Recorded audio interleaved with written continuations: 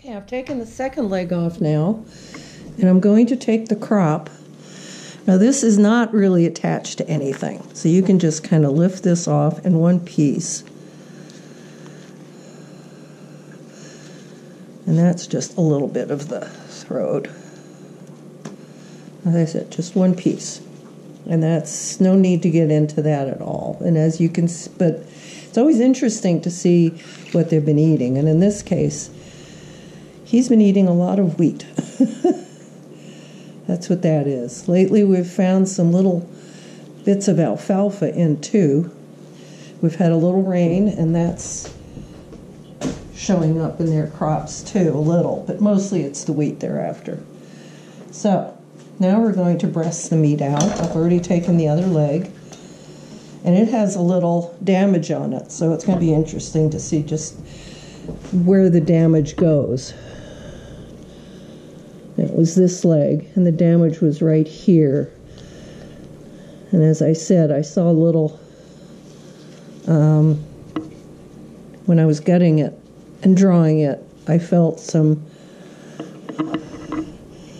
breakage on the rib cage, and I can't remember what side it was. It was probably, I think it was that side, but we'll see.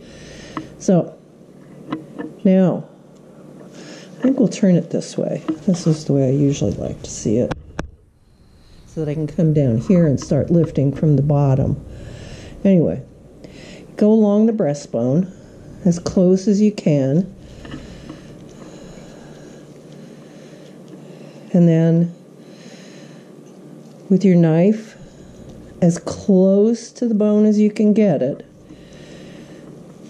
you're filleting this meat off. Now, as you come here, you're going to come right into there's some bone here. It's probably the scapula. But in any event, and there's damage right there. So we'll clean that up after we get this off. Now we're going along the wishbone, or the sternum, which comes together in birds so that they have a strong front for flying. Strong connection between the shoulders and everything, so that they can fly far. And that's what our pheasants do, aside from running, is fly. So I'm going to take this piece of the breast, it's really beautiful, and put it over here with the legs, and then I'm going to take, and you don't want to miss the meat that's here, so we'll come back and we'll get little tidbits. There's also some tidbits along the those wishbones. It's a nice little chunk of meat there. So you're coming along here, keeping your knife as close to the bone as possible so you don't lose any meat. And then coming along the wishbone. And don't worry about that. We're going to come back and get all this. But right now we're just taking the big chunk of the breast.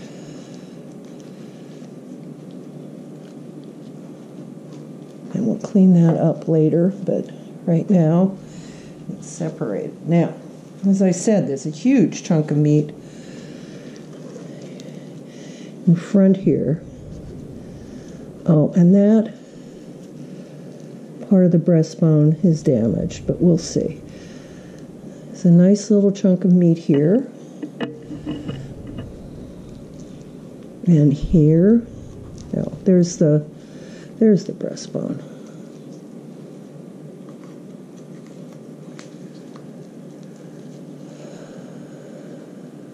We want to get that piece of meat because it's a nice chunk.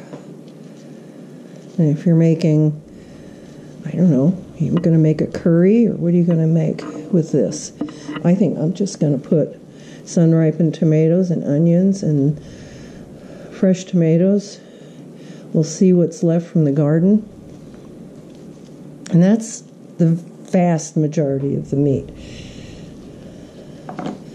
Let's look at the wings and see what kind of shape they're in too. And that one has been damaged a little.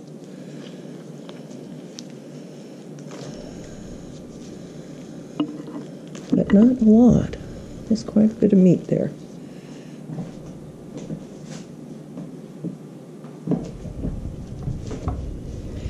So, once again, we're going to separate the joint here.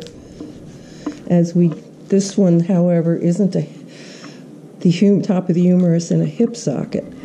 It's just two bones meeting. So you just cut that off, and now you have no sharp edges in the freezer.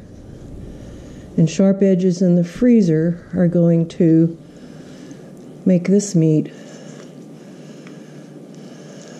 freezer burnt, because the sharp edges are going to cut through the freezer paper, or if you vacuum seal, go through the vacuum seal. So I will take off the other shoulder here in a second, and then we'll clean up the meat.